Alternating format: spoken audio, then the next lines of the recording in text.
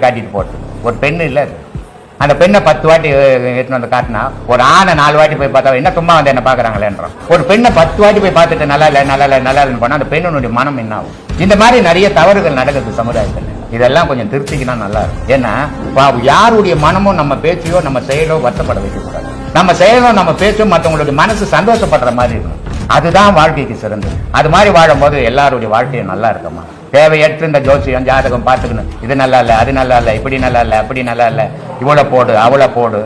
வாழ போறவங்களுக்கு நீ மாமியார் உன் பிள்ளைக்கு ஒரு பொண்ணு பார்க்க போற, நீ பார்க்கும்போது நீ என்ன நினைக்கணும், நம்ம பிள்ளைக்கு இந்த பொண்ணு நல்லா இருக்கும், நம்ம குடும்பத்துக்கு இந்த பொண்ணு நல்ல பொண்ணு, இந்த குடும்பம் நல்ல குடும்பம் அப்படின்னு பார்த்து கல்யாணம் பண்ணணும். ஆனா அதை பண்றது இல்லை.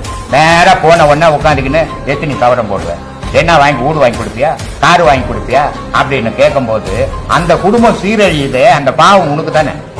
அதை ஏன் யோசிக்கிறதே இல்லை? புள்ள பெத்துட்டா பெரிய வானத்தில் தான் குச்ச. இதையெல்லாம் மக்கள் யோசிக்கணும். யாருடைய குடும்பமும் நம்மளால அழியக்கூடாது.